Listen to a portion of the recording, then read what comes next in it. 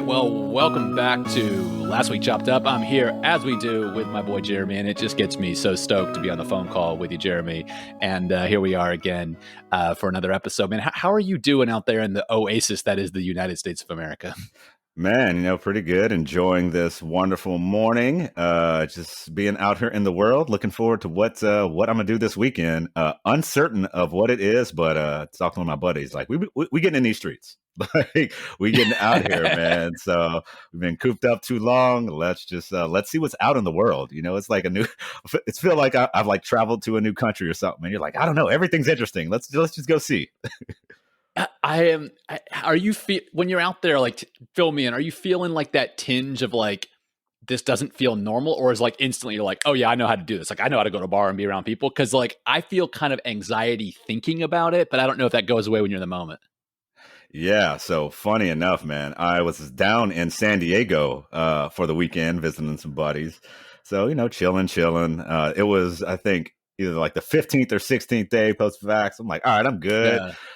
He's like, cool. All right, let's go out. I'm like, cool, let's go out. So we go to whatever place. I'm like, headed to a bar. I'm like, so we're not, you can go inside bars now? All right, cool. Bruh, door opened up. It's like, I don't know, maybe 80%, 75% full. 10% of people got masks on. I was like, shit. Okay, so we're doing this. And then I was like, well, I mean, I'm vaccinated. Let's go live life. So it was about 5 minutes of weird. Then it was just like, all right, man, pour one up and let me just enjoy the space. It's been over a year since I've done this. So, initial 5 minutes of weird. Then got into it. And then I was like, oh, wow. So I'm just out here having a little sip, dancing with some random chickadee. I'm like, oh, okay. This is kind of how life was. You just forget that stuff. Isn't it crazy how much you can forget in a year or 15 months? Like, honestly, what you just described, like, how many times have you walked into a bar in your life? I mean, thousands, probably, literally thousands. Right. It's up there. Me too. It's up there. It's like, let's say it's 1,000 times. And you walk in, the next time Liz and I do walk in, I'm going to be like you, like, is this okay? You know what I mean? Like, are we, cause I don't know about you. I'm developing like a little bit of a germophobia situation. Like, I think it's rational to some extent, but also like in the house, like I'll touch something, like I'm using hand sanitizer. Like I'm kind of slowly going crazy. I don't know if you are. Maybe it's a little better out there. Yeah, man. So I think I was never too crazy on the germophobia, because even at first, like if you get delivery groceries, like wipe down the bags and all that. I'm like, I'm not doing that. I'm like, I'll wash my hands, whatever, but I wasn't wiping down the delivery bags of food. I'm like, that was too crazy. So we did that. As soon as it was like, you know what, actually transmitting COVID on a hard surface, it's damn near impossible. It is very difficult. I was like, all right, everyone chill out. Like, it's like the main thing we've learned is, don't be in enclosed spaces with other humans. That's pretty, that's been the main thing. Yeah. So, as we've got more info, I'm like, nah, man, I'm chill. You're not going to take me out. But also in a very different situation, man, because it's just way more long-term serious for y'all out there. Again, America, land of the free, don't care. We pretending COVID's half over here. It has flipped entirely being out here in Europe. So when Trump was president, I walked into a rental car place last summer, and it's a guy at the counter from South America, also an expat, and says, "Oh, I hear an accent. Are you American?" I'm like, "Yeah." He's like, "Oh man, I'm sorry." Just like, overall, I'm sorry. I've never experienced that in my life as an American. I was like, I'm sorry. I'm like, where are you from? He's like, Colombia. I'm like, okay, all right. How's the situation down there? Like, it was shocking.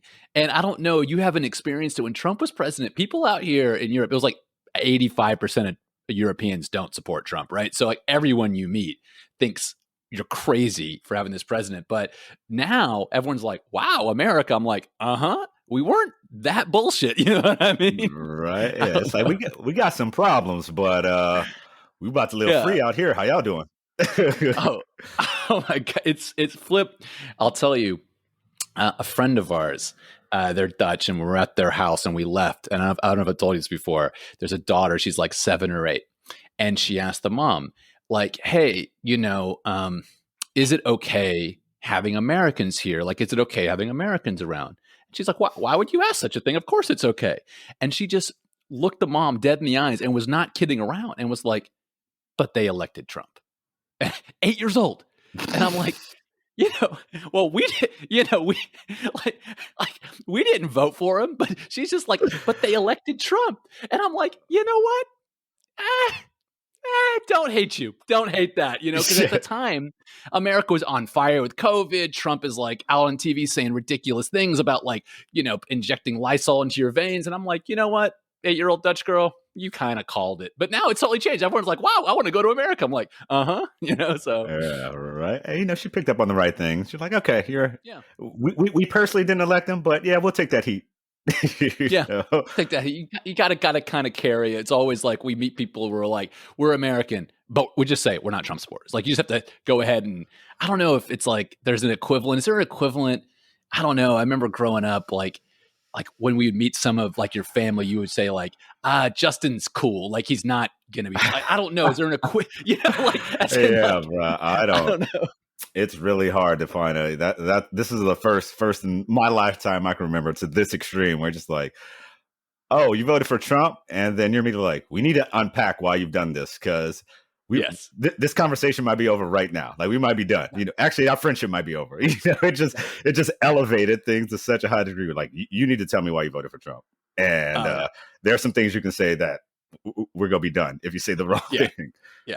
This better turn into you're a fiscal conservative, had no idea this would happen type conversation. Otherwise, we're going to be done. No, it honestly, it reminded me a bit of like, I don't know, when you introduced a friend to a new friend and you want to just kind of accelerate it to say like, hey, they're cool. Like we can go ahead and drop into the normal, chop it up. It's like when we're out here, it's like, hey, where are you from? America. It's like, but don't worry, we're not on the tripping status. And they're like, oh, okay, cool.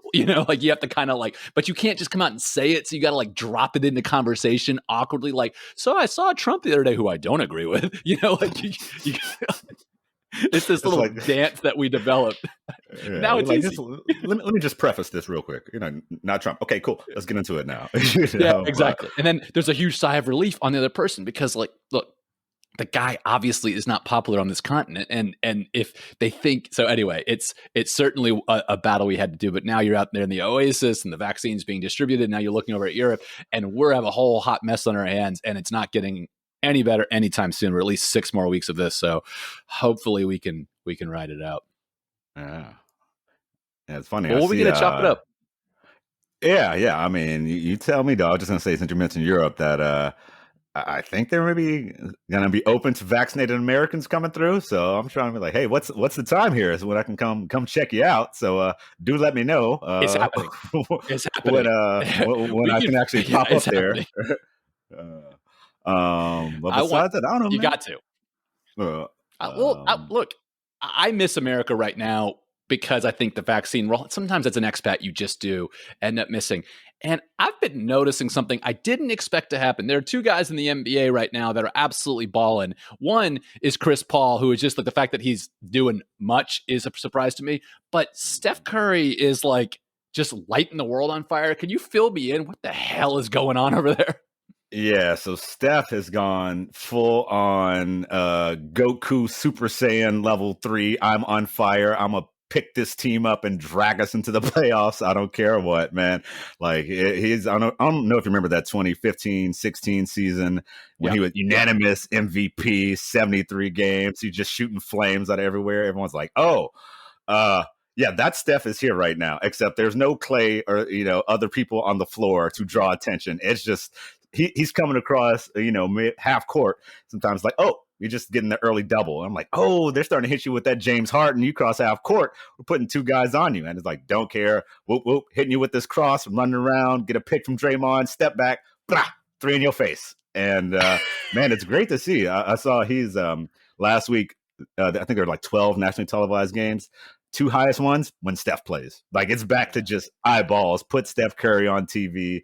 You go see. So it's been great. They've had actually 2 bad losses in a row. Like I saw them playing the Mavericks. I turned it on. I'm like, the Warriors have 29 points at halftime. What is going on in this game? So yeah, I think it was like 62-29. I'm like, all right, well, y'all want to go to the bar? Because this game's over. We need something else to do. But yeah, I think Steph is having one of those put respect on my name. Don't forget, I'm Steph Curry, the best shooter in history. And if y'all Yeah. think I couldn't do it when it was just me, oh, I can get it done. Like my team might still suck, but I'm still me. And How I think much it's of it is mental, Jeremy? How much of it do you think is mental? Where you because you're describing it psychologically. You were an athlete. I was sort of an athlete. I remember trying hard and trying not so hard. But you think these are NBA players. How much do you think it is that mental aspect where he's like, I am going to show you what I can do, and just leaving it on the court? I think, man, because people were kind of talking down on Steph, like I said, really saying you can't do the Harden. You can't just Yeah. be the only guy in the team. Or, Steph and Dame Lillard get a lot of comparisons. And I think people Yeah. are like, oh, can Steph do what Dame did? And I think Dame's got a better team probably than Steph's. But I think this is Steph going, okay, y'all forgot me because, he didn't play that much last season. He's No. hurt. Then Yeah. they didn't go to the bubble. And I think it's just one of those where you got to tell people, I'm me. Just because you ain't seen me for a year and a half, I'm me. Like, and Kevin Durant's having a baby version of that. He just continues to be hurt, so you're not seeing it consistently. Yeah. But now that he's back, he's like, oh, Kevin Durant scored 42 points in like 29 minutes yesterday. And it's like, oh, right. Kevin Durant is also one of the like top 5-3 players in the world, whatever you want to pick. And I think it's just that reminder of like, oh, yeah, you're like one of the best ever, and not just a term people say. It's like, no, for real. Kevin Durant's top, at worst case, top 20 ever players. Yeah. And it's like, oh, okay, it's good to see that again. It's one of those things that I think growing up, I thought a lot about athletes being athletically gifted. But the older I get, the more I think about their psychological toughness and their work ethic. I've seen videos of Steph literally making 100 3-pointers in a row, which seems just superhuman to me, like genuinely speaking, like superhuman. And you see when you're that good to keep working that much more to be the best, it's ultimately so psychological. And then you see this guy, he's clearly elevating his game. It shows, I mean, to me, I think about it, like, how could I elevate my game? I don't play much sports anymore. Like, what could I do? Like, what kind of dedication? How do you think about that for your daily life of like that psychological element? Yeah, I think it's interesting because to me, it gets you to the like, what can I push through when I don't want to do something, right? Because, Steph and these athletes, they wake up and some days they're like, I do not want to go to the gym for 2 hours right now. I want a break, And I think it's that just holding yourself in your head, like, what is the best I can be? What do I need to do to see what is the best I could possibly be in life? And just doing that every day, right? Unrelentingly. And I think that's what kind of makes the super duper stars. You're like, I have no quit. I have no take a day off. Unless I have planned to take a day off, even if I'm, messed up, hungover, it's like, well, still got to get in the gym. And it's funny you mentioned this because Paul George has actually been like, so he talks a lot, and I actually like it. Like, he'll tell you what's in his head.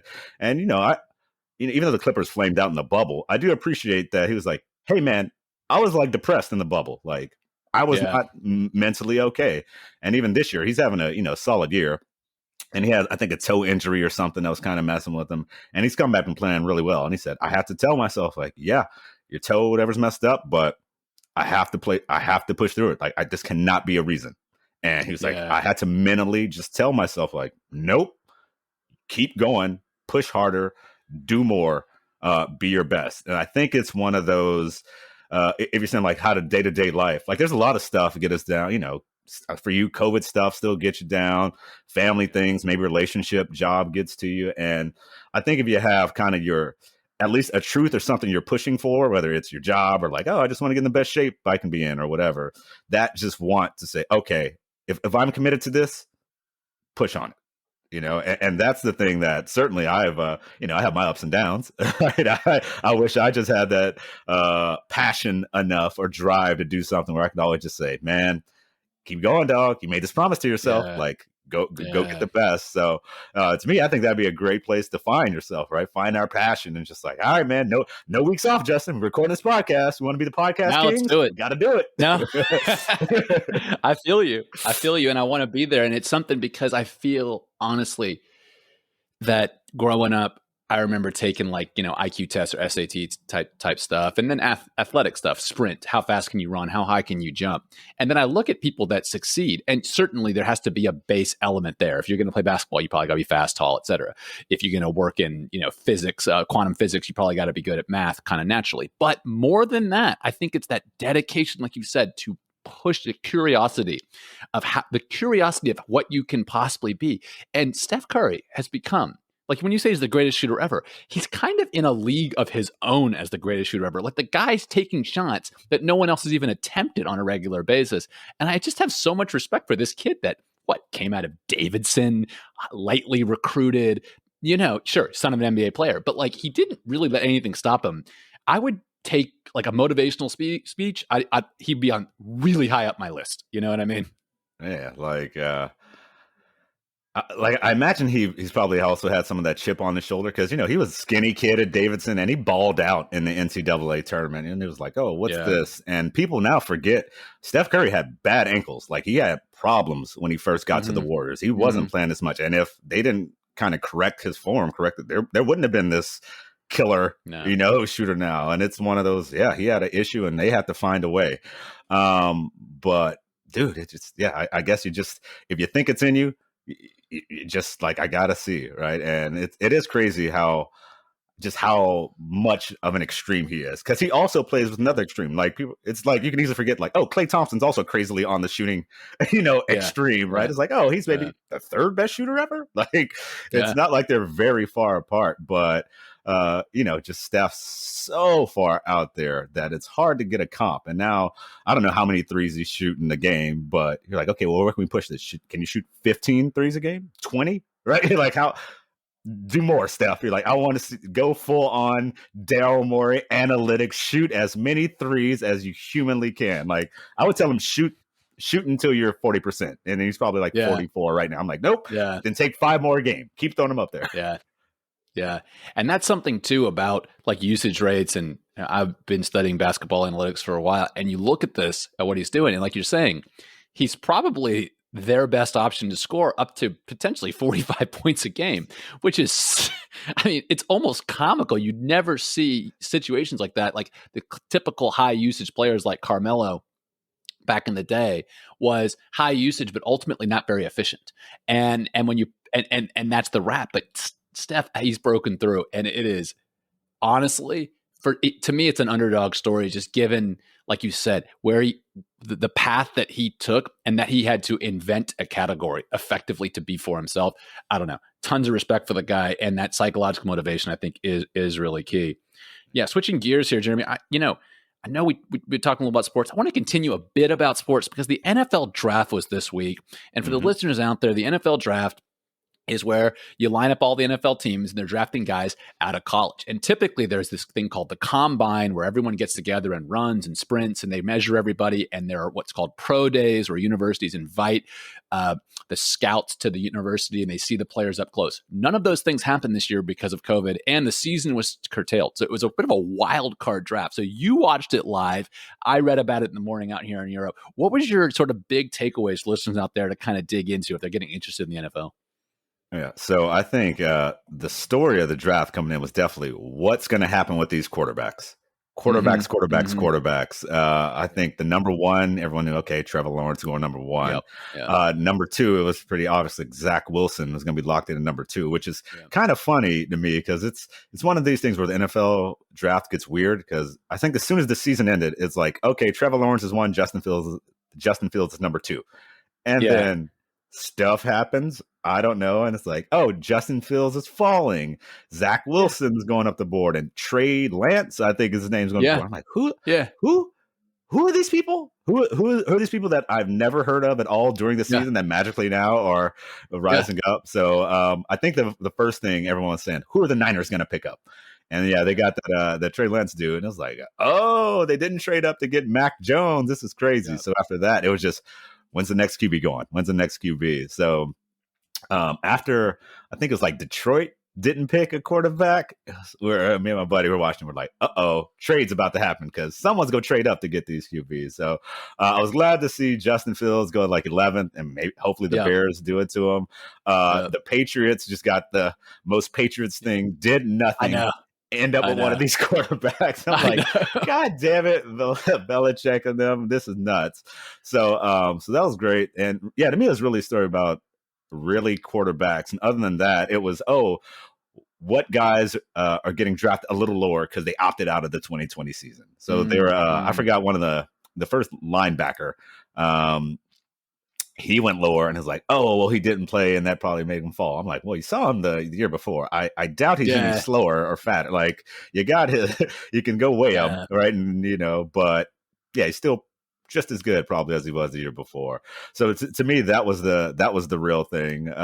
And it was actually kind of snappy. I was like, okay, it's, only 10 minutes. And after like we got through all the quarterbacks and trades and people trading back, it was just like, boom, boom, boom. Because people knew who they wanted to draft. They traded back like, we can get the same guy, more assets. And funny enough, while we were watching that, I'm watching the draft, and your boy's Fro got a little tangled up. So it's literally 3 hours of watching the draft, and I'm picking out the fro. That's why I got these little poofs right now. I was too lazy to wash and deep condition my hair. So I still got little poofies to do that later. So yeah, draft and picking out the hair. That was my last night, dog.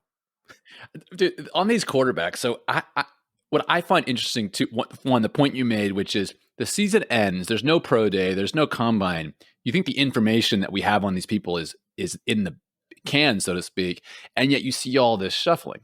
The second thing you point out, which is this Zach Wilson, the BYU quarterback, and Trey Lance, this North Dakota State, they've basically played one full season of college football, and they didn't play one game against Power 5 conferences. Neither guy.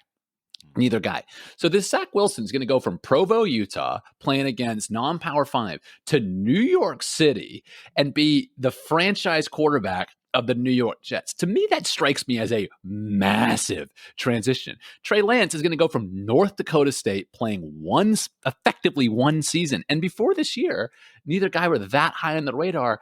If you were drafting, would you go, all else equal, would you go for these 19, 20? Now, the Wilson's not the 19 or 20, but Lance is, but inexperienced, young, raw, potential types?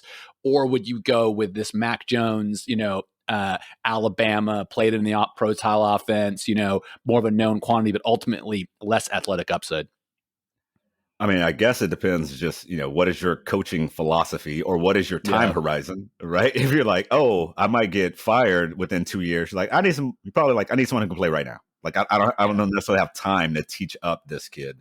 So I think very much that, but it's, what are we aiming for, right? It's almost like, to me, a stock investment or investing in something. You're like, okay, I got, high beta on Trey Lance. You're like, all right, this guy might be a steal, and we got freaking Pat Mahomes, but bigger.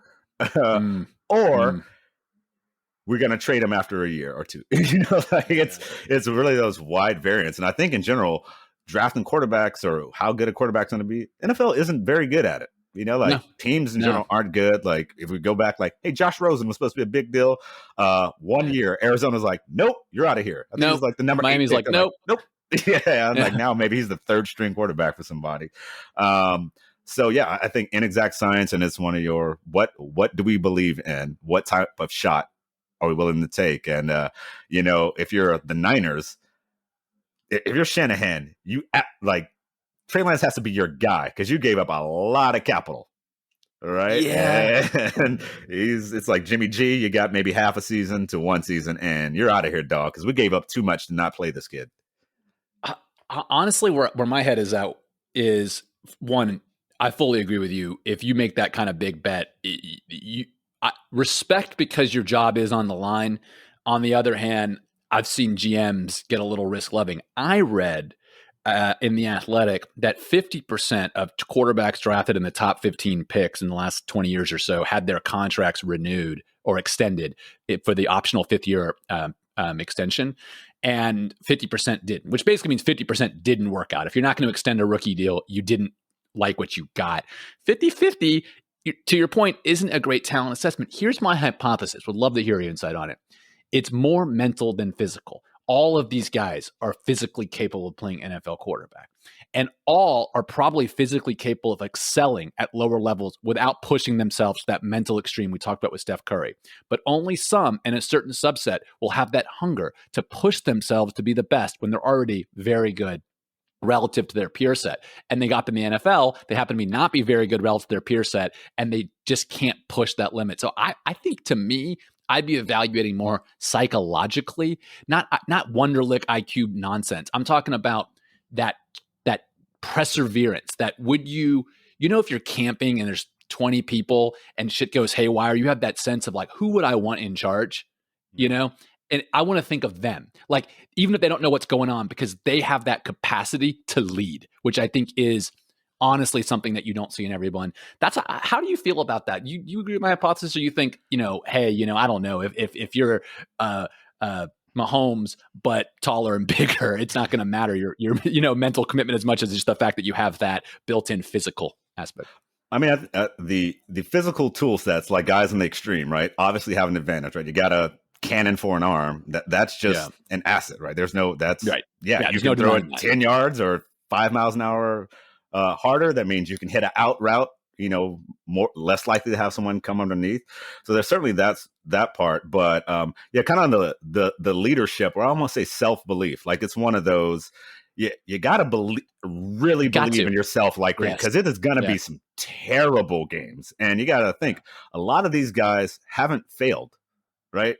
You haven't hit failure before, and hitting failure for the first time and how you react to it is like a big thing to deal with in life, like consistently, right? Because we all try things, fail all over the place. And it's like, failure is part of life, but how do you deal with it after you fail is going to really dictate a lot of your outcomes in life. Because if you're kind of afraid of failing, when you hit failure for the first time, it's like, you're not going to try. Like, because when you're in NFL, you're like, you got to throw some balls that are crazy, like that high likelihood of failure or interception. Like, but you got to try to squeeze it in. And I think a lot of these guys that get in, times are hard. Oh my God, I got picked. I've had a few bad games, and then you can be in your head, like some mental, like, what's going on? Do I know who I am? Life's hard, and that, I think, is what can be real tough. Because I don't know if you remember that guy the Bills had before, Josh Allen, like. Zimmerman or Timmerman, I don't know his name, but the guy threw like 4 picks or 5 picks in the first half. Yeah, Peterman. Like, Peterman. That's what it was, Peterman. And that dude was done. He was broken. Yeah. Right? It's like, couldn't come back from that. And it's that's just one-off example of like, when it gets really bad, if you don't have a certain mental aspect, you're like, all right, well, I'm out. I can't deal with this. I hear you. And what's interesting, what you're saying is that you're saying, look, vet these guys all you want. They haven't experienced failure, but they will. And how they respond to that is key. But how do you know that until they experience it? You can ask them all they want, and they're going to say, I pressed right through, because they've succeeded their whole life. They have no idea. I mean, I'm thinking back, to the first time I really tasted failure. It was in my graduate program, worked like 3-4 months on an economics paper, give it to my advisor, super stoked. And, he looks at it and it's just like, not good, and it's like, that's 3 months of my life right there. That's 3 months of staying up late.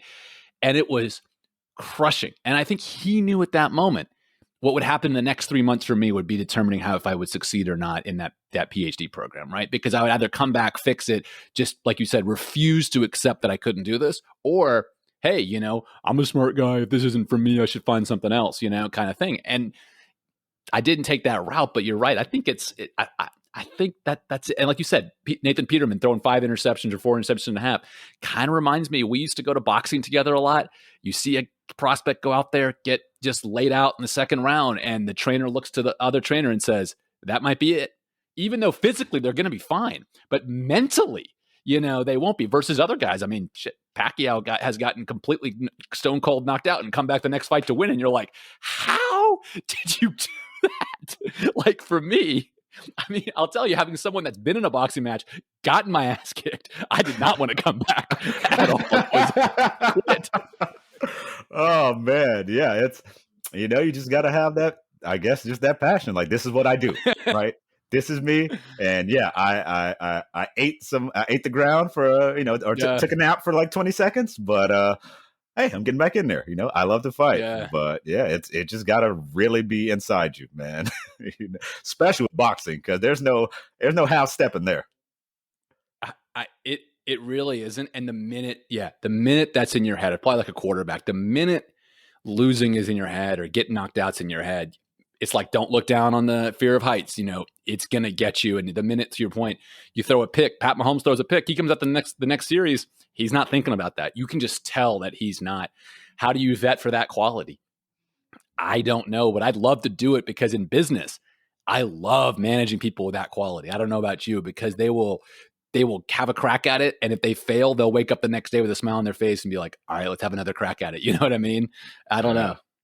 Yeah, it's to me, it's some of those things. I don't know for you, like we have people working on like growth. How do we grow a game or an app or get more people to use it? And most of the stuff like doesn't work, right? Because a lot of it, you're like, yeah, we tried it Yeah. before, try it again. Yeah. And when I've had people like, hey, you're on growth right now, it's like, so I just need to get you mentally ready. Most stuff will not work. So you got to be prepared for that. Because again, a lot of smart people in business, they're like, oh, I went to B school, I crushed this. Like, oh, I've had success here or there. I'm like, okay, well, everything's not going to work here. And I think it is, regardless of what you do, it is hard to go from I am the best, I always succeed, like that failed and this failed and that failed. And it's okay. I need you to go think of the next thing. And it's just a mindset, man. And it's something you can practice and work on. But yeah, until you deal with it, or unless you're actively working on it, it's like, yeah, man, that failure can mount. And some people are like, yeah, I need off this. Like, I can't deal with this much failure. Yeah, no, I'm with you. And I will say, to your point, if you're not committed to really getting there, it's impossible, and for me with boxing, I never did a competitive match again, but it did help me. I will say it did help me in the following way. People have asked me, when you give a big presentation, 1,000 people, do you get nervous? And I honestly say, I've only legitimately been really nervous one time in my life for an event. It was when I did a actual amateur boxing match. I did get my nose broken. I got 2 black eyes. I got thoroughly knocked out, and I was nervous ahead of time. I effectively regretted it later, but it made me not nervous for anything else, because no matter how bad that presentation goes, I'm not going to get my ass kicked in it, literally, physically. Right? You're like, hey, I'm not walking out here with 2 literal black eyes, so we good. Yeah, we're good. So it's helped me. Speaking of work stuff, man, we get to our tech news of the week, and now we both work for tech companies. Actually, we're both directly affected by this news. So what we're going to talk about here is the launch of Apple's new iOS. And in this new operating system, how your data is tracked and recorded and shared with other apps has fundamentally changed. And to summarize it for the listeners out there, prior to this, we were effectively in an opt-out scenario where you're opted in to a large degree of cross-app information sharing. So, for example, the Facebook app could peer into a gaming app and see the monetization activities that were happening. Facebook can then factor that into its advertising platform and tell advertisers, here's the return on investment of your advertising, do automatic bidding solutions, and so on and so forth. You could have always opted out of this, but we know from sort of choice theory that most people don't. 95% of people will just go with the status quo. Now, it's a hard choice. You have to say, yes, I want to do this, or no, I don't. And the user studies that have been released have said like 90% of people will not choose to do this, because, kind of most people say, well, I could opt into this. I don't see any much benefit for me, and why don't I just opt out of it? So now you're in a company affected by it. I'm in a company affected by it. We're not going to talk about anything proprietary, but this is a big deal. Can you help explain why this is a big deal to our listeners, Jeremy? Yeah. So a lot of, bidding for apps, you do a lot of targeting, right? We want people who have this sort of affinity or show this sort of pattern. And you're taking in, like someone like Facebook takes in this data from a large swath of apps and games to have a great idea kind of who you are, and how, you being, oh, I like playing games like Candy Crush, or I'm into, fashion, and it starts to build these profiles of you, right? And as advertisers, these are high value. You want to target against this. So, and they use IDFA, right? Identity for advertisers is, a great way to pass information around and really know you and your device. As that's gone away, it's a question like, how is the accuracy going to be, right? Am I going to get the same return on a dollar? Because now I'm less certain that maybe this person does like this type of application or this game. And, where it's funny that, Facebook is obviously highly against it than other advertisers. But in general, less tracking, more privacy is where the world is going towards. And I think it's kind of fun. Like they're figuring out on the fly. Like people don't know the perfect solutions to replace this. And the same is coming for the web as, cookies are going to go away on all platforms for tracking. And like, there is no replacement in place. Like Google's got an idea, Microsoft's got an idea, but they're just like, there's no web standard. Who knows what we're doing? But for us, it's just great uncertainty, right? And as we're forecasting, I'm sure you guys are forecasting. It's one of those, okay, this has happened now. Everyone's just reacting. We don't know how it's going to work out, and that I think is why everyone's kind of scared. It's sort of a reset, right? You're like, all right, we're kind of resetting from we really learn how to optimize and execute on getting users, or better yet, retargeting people, right? Like getting people back in, or maybe we had before. Like now, we're unsure. So I think it's a data race, right? You want to since you can share this information across all your apps, so like Facebook can still know all this information across Facebook, WhatsApp, Instagram. So they have a very wide berth of information within themselves, right? So I think it's going to be more and more of probably mergers to acquire more data to create your own internal networks, because you're like, all right, well, if I think my bidding might not be as good, if I have more data on more things, I'll start bidding myself, right? Maybe I'll pay Facebook less and just do it all internally. So yeah, it's kind of a wild west, right? So if I was an ad tech, this would be a great time to maybe be starting up a company, because it's like, all right, well, the Apple ecosystem is getting reset, and Google's probably a year out, right? Well, Chrome will stop with cookies in 2022. And, for those listeners out there, a cookie is effectively a little piece of code that sits on your device that talks to the servers of the websites you visit, but it stays with your device. So when you talk to a Google server, there'll be a Google cookie, which is a little snippet of code on your computer. If you go to another Google website, that code will identify you.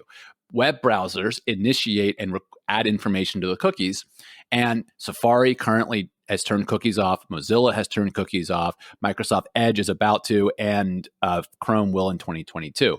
That technology is going away. Now, the point Jeremy was raising earlier about Apple's app tracking, to give you just a really simple example, is let's say you're browsing on Facebook and you see an ad and you click on it and you open up your favorite app and you make a purchase. In the past, the advertiser would have been able to not only understand, in the vast majority of cases, that you made a purchase, so the ad actually drove a purchase, but also the specific targeting dimensions of that advertising campaign, for instance, the ad click, and specific user demographic information and user context information to improve the efficiency of their advertising in the future. With this new change, this will generally not be possible. And there are, to Jeremy's points, no known workarounds. It will be possible to know you came from Facebook. That's possible. But the campaign specifics will effectively be completely lost unless you opt into this tracking, which we project the vast majority of users won't do. What that means is Facebook's auto bidding solution doesn't really know how to work. It's blind. It can see only really coarse things that it could see in particular in the past, really specific things. So it's a massive change to the advertising. Now, how will this affect you as a consumer? Honestly, we don't know. Potentially less relevant advertising, but potentially you might not notice, and you might like the privacy benefit. So it's one of those things that it as a consumer, you might be a bit blind to it. But I'll tell you, as an advertisers around the world and big publishers like Facebook have their hair on fire this week because their ability to track. So that's how I sort of see it, Jeremy, being in the industry. I think it's a incredibly interesting step forward. And to your point, this is the way the world is going. The Wild West is over. We need to adapt. But it is a big rumble between Facebook and Apple and Google right now. And there are some bad blood. I've read multi-billion-dollar damage to Facebook business. I fully believe it's something I've read, of course, not my personal opinion, but I don't know how you see it. I think this is a rumble. I think it's going to be potentially defining the new web and the new big companies that dominate the web in the future. Yeah, like I it's just one of those where we're uncertain, but I'm pretty sure like Facebook's still going to be really good at advertising. Like I don't know how much it's going to reset. Maybe one new player comes up, but if you just look at digital advertising scale, like, yeah, Facebook and Google are so far out there of how much of the pie they own. And they have so much more data. It's like data is the advantage. Even if there's less, they still have so much more than everyone else, right? And I don't know how you overcome that. Even if you got a group of very smart engineers make the best models of predicting things, you're like, yeah, but they got 100x, 1,000x the data points. Like that matters for this sort of bidding, right? And no, I think we'll come back. It's like, okay, that was a weird year or two. The big guys are still the big guys. Yeah, it's just, what is the ROI on my marketing dollar? Maybe that's different now. Who knows? Yeah. I'm with you. I mean, we saw with the GDPR, which is the European privacy legislation, it did not shift the balance of power of Europe in Europe for tech companies, right? If anything, I would say the bigger companies were more able to address this at scale and gave the bigger companies like Microsoft, Facebook, and Google an advantage. Here, it does have a different flavor where I just do think Apple has taken a very strong pro-privacy stance. And ultimately, they'll either sell more devices or they won't. The Android ecosystem is not making the same change. And it's pitting Facebook and Apple sort of against each other and giving... Yes, yet. So okay, interesting. Are you predicting Android will follow suit due to pressure for the consumer acquisition on the handset sales? I mean, I don't know if it's that. It's just following like the cookie thing. Of course, this has to go to the phone, right? Google has the same ad tracking identifier. It's their own. I forgot exactly what it's called, but it's just going along with, hey, if cookies are going away, we don't know how to replace that. They own the whole Android stack, so it's like, all right, go make your own replacement, however you want. But it's just this, as you said, this is where the world is going. We're talking about how long it'll take, not if it'll happen.